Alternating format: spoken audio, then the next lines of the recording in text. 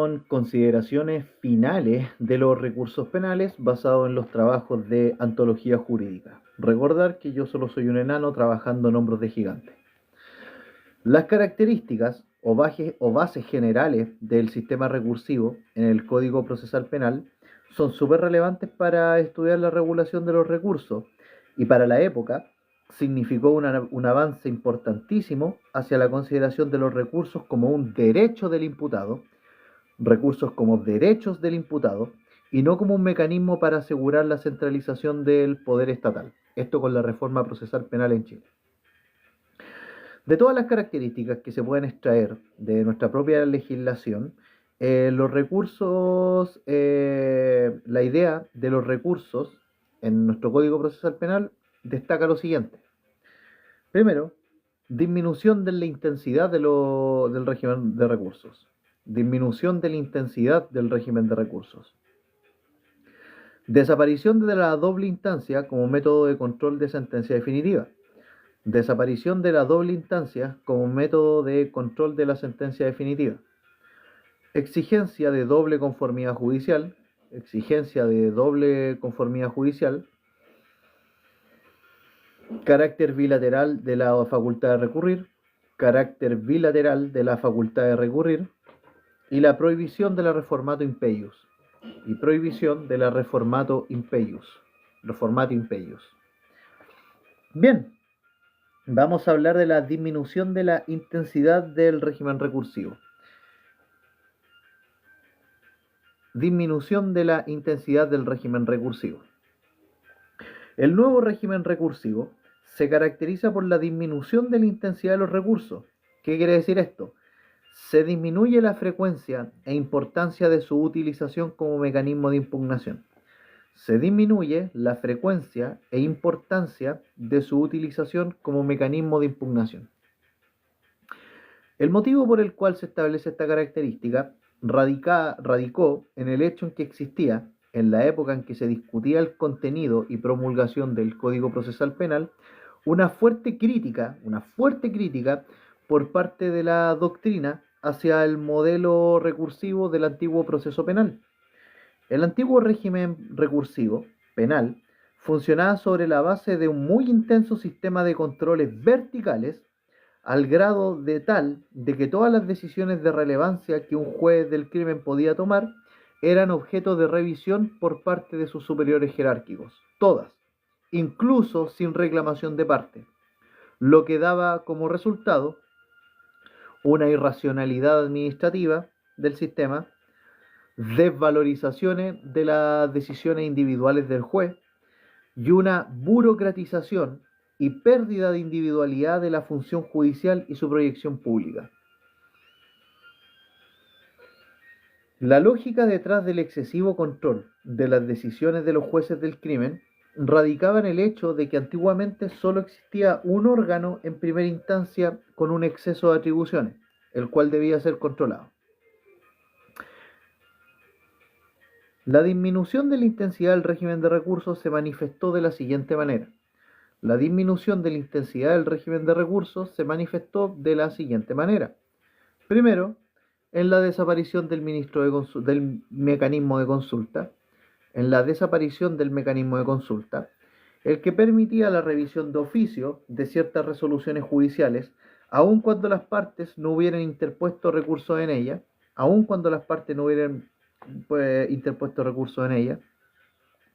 Segundo, limitación de la facultad de recurrir vía apelación. Se prohibió la posibilidad de apelar las resoluciones judiciales dictadas por un tribunal de juicio oral en lo penal. La limitación de la facultad de recurrir vía apelación implicaba de que se prohibió la posibilidad de apelar las resoluciones dictadas por el tribunal de juicio oral en lo penal, y en el caso de los juzgados de garantía, solo se puede apelar bajo los supuestos que el propio legislador establece y que los vamos a ver a continuación. Al eliminarse gran parte del control vertical de las resoluciones judiciales mediante la promulgación del Código Procesal Penal, Al mismo tiempo, el legislador le otorgó a las partes mecanismos de control horizontal, es decir, una efectiva intervención de las propias partes o interesados en la formación de la resolución judicial. A partir de este diseño, el sistema de control de las actuaciones de los funcionarios públicos que intervienen está dado por la intervención de otros en las distintas etapas del procedimiento con el objetivo de evitar la concentración de facultades y lograr que cada decisión de relevancia sea objeto de consideración por más de uno de los órganos del sistema, como también de un debate previo con la mayor transparencia posible. Otro punto importante como característica del nuevo régimen recursivo es la desaparición de la doble instancia.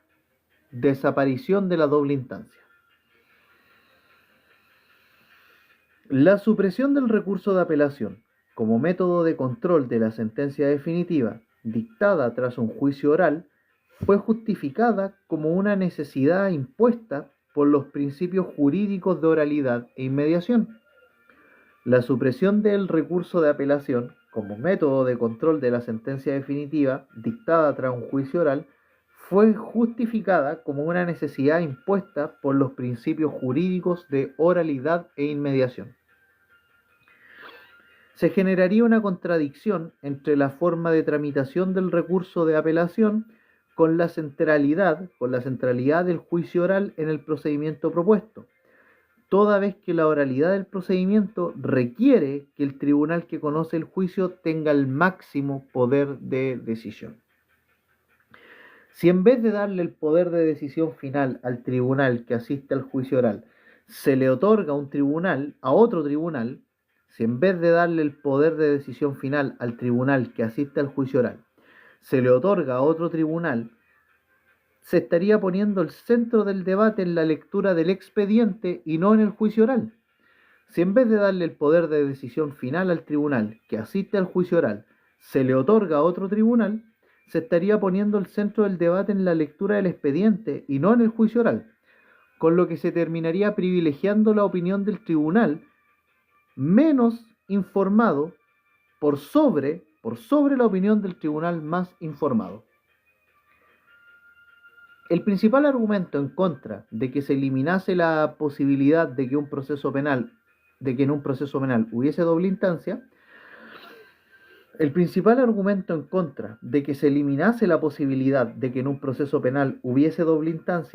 radica en el hecho de que, en plena discusión doctrinaria, se tomó en consideración los derechos fundamentales reconocidos por la Convención Americana de Derechos Humanos y también el Pacto Internacional de Derechos Civiles y Políticos, ya que ambos cuerpos internacionales señalan las bases del derecho al recurso. Tanto la Convención Interamericana de Derechos Humanos como el Pacto Internacional de Derechos Civiles y Políticos señalan las bases del derecho al recurso. Sin embargo, las discusiones de los legisladores terminaron concluyendo que el derecho al recurso no es un sinónimo de recurso de apelación, sino que dicho derecho se cumple con el simple hecho de que exista la posibilidad de revisión, no excesivamente formalista, claro, y que permita a las partes obtener una revisión de lo ocurrido en el juicio oral. Esta decisión legislativa, de todas maneras, todavía sigue siendo discutida. Entonces, el principal argumento en contra de que se eliminara la posibilidad de que en un proceso penal hubiera una doble instancia radicaba en el hecho que, en plena discusión doctrinaria, se tomó en consideración los derechos fundamentales reconocidos por la Convención Americana de Derechos Humanos y el Pacto Internacional de Derechos Civiles y Políticos, toda vez que ambos cuerpos internacionales señalan las bases del derecho al recurso. Sin embargo, las discusiones de los legisladores terminaron concluyendo que el derecho al recurso no es sinónimo de un recurso de apelación, sino que este derecho al recurso se cumple con el simple hecho de que exista la posibilidad de una revisión no excesivamente formalista que permita a las partes obtener una revisión de lo ocurrido en el juicio oral. Esta decisión legislativa, de todas maneras, sigue siendo discutida. Vamos a hablar ahora de la tercera característica que tiene nuestro sistema recursivo penal, que es la existencia de una doble conformidad. Existencia de una doble conformidad judicial. Existencia de una doble conformidad judicial. También conocida como regla de la doble conforme o doble conformidad. La regla de la doble conformidad implica que la condena debe ser capaz de subsistir el reexamen en un nuevo juicio si es que se cumplen los requisitos que habilitan la revisión. La doble conformidad implica que la condena debe ser capaz de subsistir al reexamen en un nuevo juicio si es que se cumplen los requisitos que habilitan la revisión. La exigencia de la doble conformidad puede ser reconocida como una característica del sistema recursivo penal chileno, porque está consagrado como vía de impugnación de la sentencia dictada en un juicio oral, mediante el recurso de nulidad, el cual es un recurso concebido como amplio, es decir, sin restricciones de acceso provenientes de un excesivo formalismo y que permite, en términos generales, la invalidación del juicio oral y la sentencia cuando existe una infracción sustancial de derechos o garantías constitucionales referida a las formalidades del juicio o a los hechos que se hubieran dado por probados, permitiendo la revisión del respecto a los límites a la valoración de la prueba interpuestos por la sana crítica. La exigencia de la doble conformidad supone, a su vez, que con la doble conformidad de la sentencia condenatoria se pueden dar lugar incluso hasta 3 juicios, conforme al artículo 387, cuando el primero fuera de absolución y el segundo de condena. La exigencia de la doble conformidad supone, a su vez, con la doble conformidad con la sentencia condenatoria. La exigencia de la doble conformidad supone, a su vez, la doble conformidad de la sentencia condenatoria, lo que podría dar lugar incluso a 3 juicios, conforme al artículo 387, en caso de que el primer juicio fuera de absolución y el segundo de condena. Una cuarta característica del sistema recursivo chileno es el carácter bilateral de la facultad de recurrir. Carácter bilateral de la facultad de recurrir. El carácter bilateral de la facultad de recurrir es una característica que hace referencia a la posibilidad de que la parte acusadora recurra en contra de la sentencia definitiva, incluyendo en el caso de sentencia absolutoria. Esta característica está estipulada en el artículo 352 del Código Procesal Penal. Una quinta característica que tenemos es la prohibición de la reformatio impeius. Prohibición de la reformatio impeius. El principio de la reformatio impeius consiste en que el tribunal puede revisar una resolución jurisdiccional por la interposición de un recurso de modificación de la resolución judicial en perjuicio del imputado cuando ella solo hubiese sido recurrida por él o por otra persona autorizada por él en su favor. Este principio se prohibió en el artículo 360 del Código Procesal Penal. El principio de la reformatio impeius, entonces, consistía en que el tribunal podía revisar una resolución jurisdiccional por la interposición de un recurso de modificar la resolución judicial en perjuicio del imputado cuando ella solo hubiese sido recurrida por él o por otra persona autorizada por él a su favor. Esta se prohibió en el artículo 360 del Código Procesal Penal, que ustedes lo pueden revisar en las consideraciones que yo hice en un video que ya subí.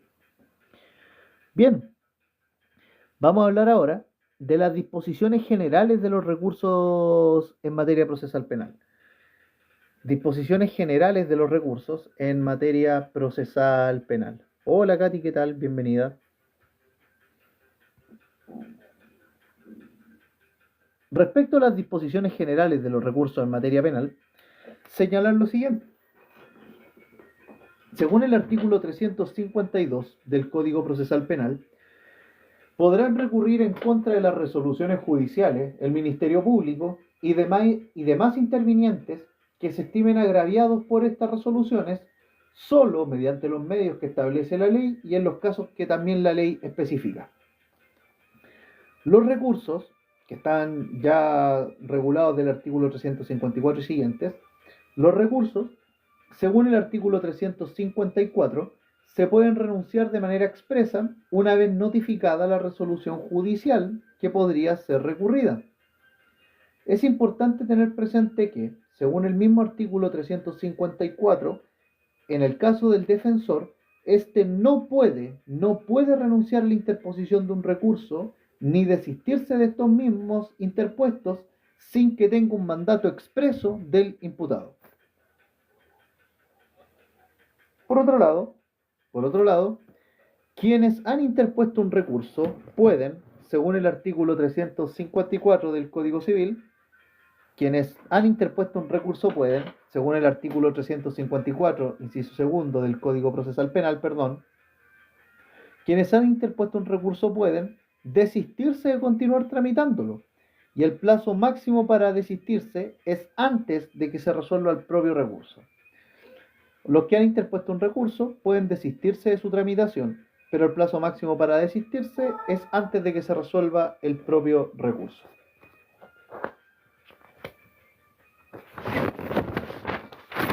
El desistimiento solo tendrá efectos para el interviniente que se ha desistido. Por lo tanto, no alcanza a los recurrentes ni siquiera a los adherentes al recurso. Vale. Ahora nos vamos a referir a los efectos de la interposición de un recurso. Los efectos de la interposición de un recurso en materia procesal penal. Ojo con eso. La interposición de un recurso, por regla general, jamás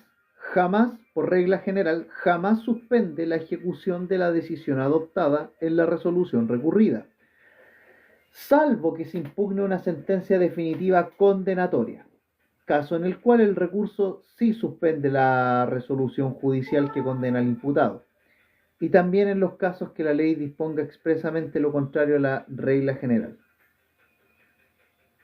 Ahora vamos a hablar de la vista de la causa de un recurso en materia procesal penal.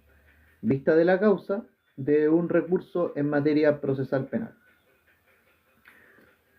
La vista de la causa se efectúa en una audiencia pública a la cual deben comparecer el recurrente y los recurridos. La vista de la causa se efectúa en una audiencia pública a la cual deben comparecer el recurrente y los recurridos. Es importante tener presente que lo ideal es que comparezcan tanto el recurrente como el recurrido. Sin embargo, si a la vista de la causa no comparece uno o más recurrentes, el tribunal que conoce de la vista de la causa puede declarar el abandono del recurso. Y en caso de que no aparezca el recurrido, la vista de la causa puede realizarse sin problema. La vista de la causa comienza con el anuncio. La vista de la causa comienza con el anuncio. Y posterior al anuncio, el presidente de la sala de la Corte, que conoce el recurso, sea Corte de Apelación o Corte Suprema, deberá dar palabra a él o los recurrentes para que ellos expongan los fundamentos del recurso y sus peticiones concretas. La vista de la causa entonces comienza con el anuncio. Posterior al anuncio, el presidente de la sala de la Corte que conoce el recurso, sea Corte de Apelaciones o sea Corte Suprema, deberá dar palabra a él o los recurrentes para que ellos expongan los fundamentos del recurso y sus peticiones concretas. Posterior a ello, el presidente de la sala de la Corte dará palabra al recurrido para que también pueda exponer sus fundamentos y peticiones concretas. Una vez terminada la intervención del recurrido, el presidente de la sala de la Corte deberá volver a ofrecer la palabra a todas las partes con el fin de que formulen las aclaraciones respecto de los hechos o argumentos vertidos en el debate. Hola, ¿qué tal? Bueno, trato de hacerlo, por así decirlo, la mayor cantidad de veces al día, puede ser en la mañana, durante la tarde. De todas maneras, estas transmisiones quedan grabadas y se suben como clase a YouTube. Por eso. Concluido el debate, el tribunal y otra cosa, yo no soy profesor, por si acaso. Soy solo un alumno que está preparando su examen de grado, ¿ya? Eso es para que no hayan malos entendidos, ¿vale? Entonces, en cualquier etapa de la vista de la causa, cualquier miembro de la Corte que conoce el recurso puede formular preguntas a los representantes de las partes o pedir que profundicen sus argumentos. Concluido el debate, el tribunal que conoce el recurso debe pronunciar sentencia de inmediato o, si esto no es posible, fijar día y hora en la cual se dará a conocer a los intervinientes en la misma audiencia. Concluido el debate, entonces, el tribunal que conoce el recurso debe pronunciar sentencia de inmediato, o si esto no es posible, fijar día y hora en la cual dará a conocer la sentencia a los intervinientes en dicha audiencia. La sentencia debe ser redactada por el miembro del tribunal colegiado que este tribunal haya designado, y si existe voto disidente, este voto debe ser redactado por su autor, por el autor del voto disidente. Bien, vamos a referirnos ahora a lo que está señalado en el artículo 359 del Código Procesal Penal y se refiere a la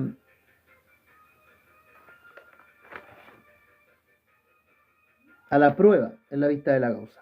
A la prueba en la vista de la causa. Según el artículo 359 del Código Procesal Penal,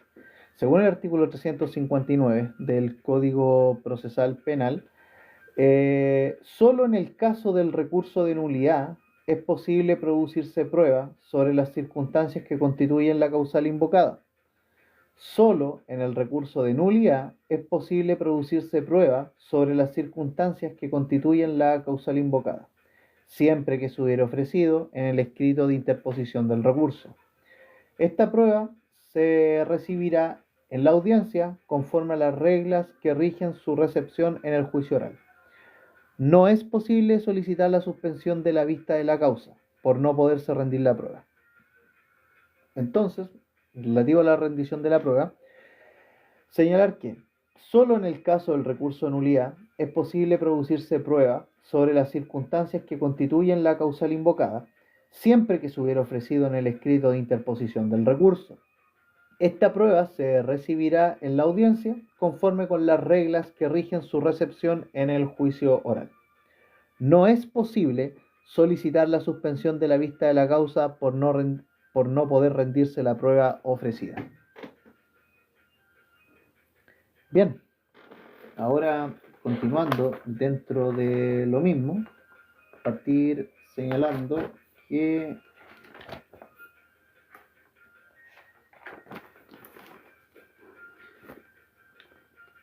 vamos a hablar de la confección de la tabla para conocer estos recursos. Confección de la tabla. Teniendo presente que los recursos más relevantes en materia procesal son resueltos por las Cortes de Apelaciones o Corte Suprema, y que estas Cortes funcionan bajo la lógica de la confección semanal de una tabla en la cual se establecen qué causas se verán la semana siguiente a la de la confección de la tabla, es importante estudiar esta materia. Esta cuestión es pura litigación, chicos, así que ténganlo presente si se extrañan un poco. Las tablas se hacen los días viernes. Bueno, los recursos procesales penales se agregan a la tabla semanal de la respectiva corte los días viernes de cada semana. Y en dicho día, la tabla señala las causas ordinarias que se verán, las causas extraordinarias y las causas agregadas. Los recursos penales se agregan a las causas extraordinarias. La Corte, al confeccionar la tabla, debe adoptar todas las medidas necesarias para que la sala que corresponda no viera alterada su respectiva labor. Entonces, ya, este tema es súper preguntable, pero es muy al hueso, así que, y entiendo que es medio fome, pero es necesario, sobre todo si quieren dedicarse a la litigación. Respecto a la confección de la tabla, teniendo presente que los recursos más relevantes en materia procesal son resueltos por las Cortes y que estas Cortes funcionan bajo la lógica de la confección semanal de una tabla en la cual se establecen qué causas se verán la semana siguiente a la de la confección de la tabla, es importante estudiar esta materia. Los recursos procesales penales se agregan a la tabla semanal de la respectiva Corte los días viernes de cada semana. Y en dicho día, la tabla señala las causas ordinarias que se verán, las causas extraordinarias y las causas agregadas, más los recursos penales que se agreguen a las causas extraordinarias. Hola amigo, ¿qué tal? Bienvenido. La Corte, al confeccionar la tabla, debe adoptar todas las medidas necesarias para que la sala no vea alterada su labor. Bien, vamos a ver ahora la suspensión de la vista de la causa. Suspensión de la vista de la causa. La vista de la causa, en materia procesal penal, no es posible suspender bajo los argumentos del artículo 163 del Código de Procedimiento Civil. ¿Cuáles son estos argumentos? La existencia de causas preferentes, solicitud de una de las partes de que se suspenda la vista de la causa, solicitud de suspensión de mutuo acuerdo entre las partes, que el abogado de una de las partes señales que tiene otra audiencia a la cual comparecer, o que la Corte suspenda la vista de la causa porque desea tener más pruebas para fallar el caso. Entonces, la vista de la causa en materia procesal penal no es posible de suspender bajo los argumentos del artículo 163 del Código Procesal Penal. Y estas causales, como ya dijimos, son la existencia de causas preferentes, solicitud de una de las partes de que se suspenda la vista de la causa, solicitud de suspensión de mutuo acuerdo entre las partes, que el abogado de una de las partes señale que tiene otra audiencia a la cual comparecer, y que la Corte suspenda la vista de la causa porque desea tener más pruebas para fallar el caso. En virtud de esta norma, se debe entonces precisar dos escenarios. Ojo con eso. Si es que no existen personas privadas de libertad, y el otro escenario es si acaso existen personas privadas de libertad. Ojo con eso. En virtud de esta norma, señalar estos dos escenarios. El primero, si es que no existen personas privadas de libertad. Si es que no existen las personas privadas de libertad, la vista de la causa se podría suspender, pero bajo estos siguientes argumentos. Primero, por falta de miembros del tribunal,